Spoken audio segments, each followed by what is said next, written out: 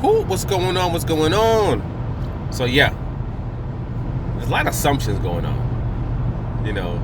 Everybody's assuming that that Ugas is going to be fighting Keith Thurman next, and I think that's a bad assumption.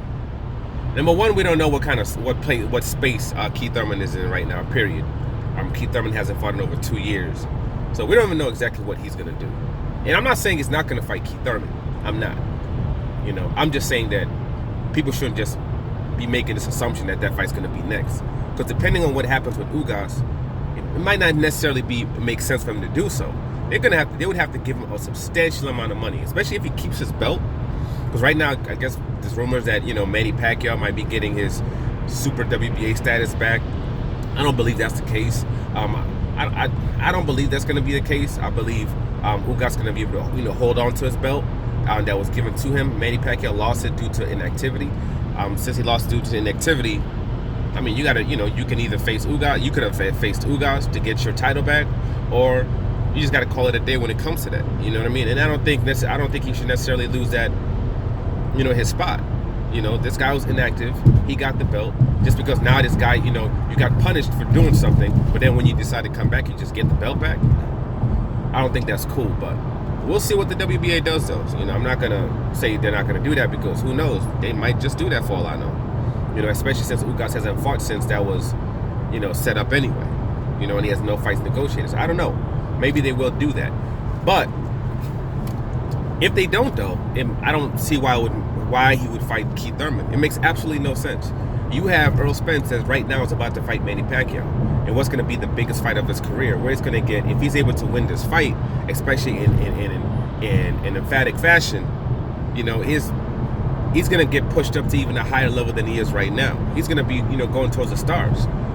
It's going to push him to a whole different level, and you're basically going to be the fight after that. You're going to be the fight after that, and it's going to be pay-per-view, and it's going to be a unification bout early next year, or the end of this year, or early next year.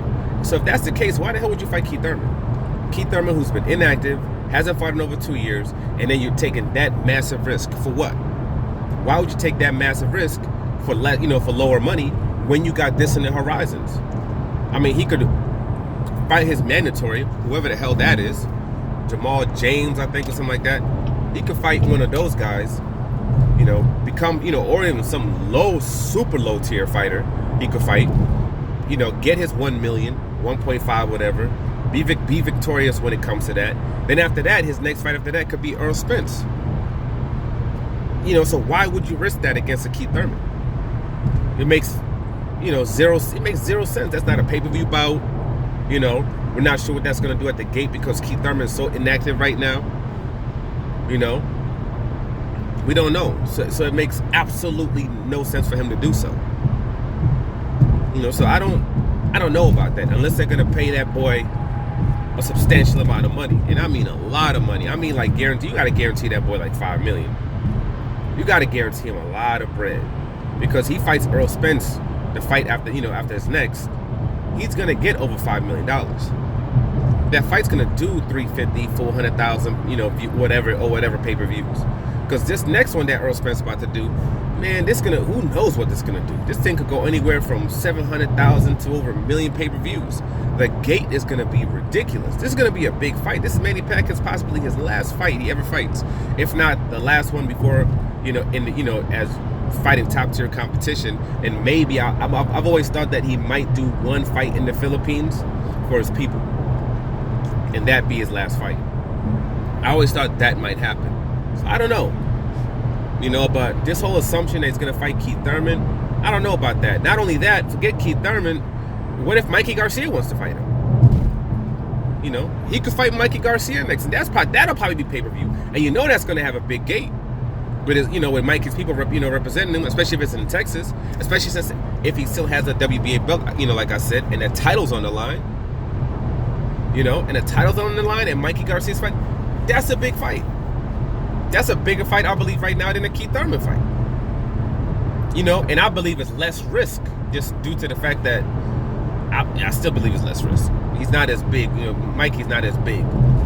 So I think, as Keith Thurman. So I think because of that, it's just less of a risk. But and also it would depend on the finance of the funds, that would be allocated towards him. Because I don't think he should. If he's smart, he's not fighting anybody. You've worked hard to get yourself to this point.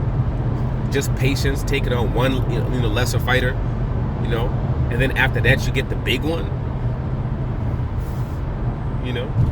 and you don't want to do that because you don't want to have that patience. Man, you better have that patience.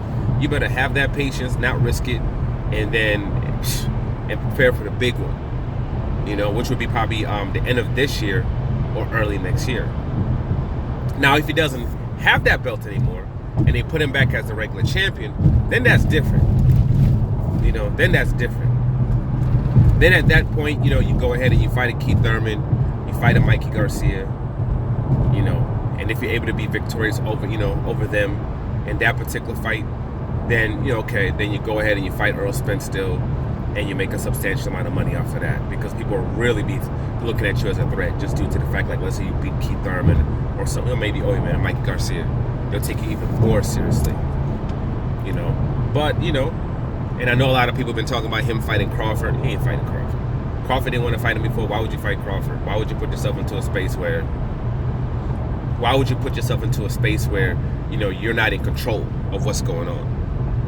Where they're in control of the gates, they're in control of the refs. It's on somebody else's network, and they're going to offer you low tier money. They're going to offer you super low tier money. So why would you do that? It makes no sense for them to do so. Where you can fight, you're better off than fighting me.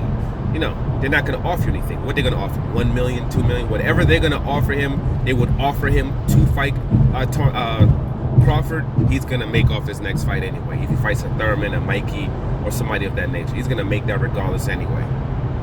So why would he do that? It makes zero sense. Just for his own sake, especially with all the effery that we've seen going on, as it pertains, to that group. You're moronic to do so. Absolutely moronic to do so.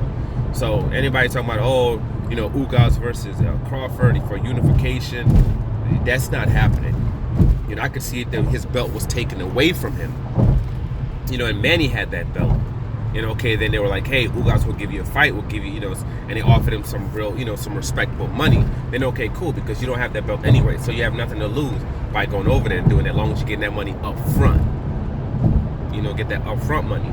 He does that, then that would make sense. But if they wanted to fight Ugas, they would already had made that move prior, but they didn't.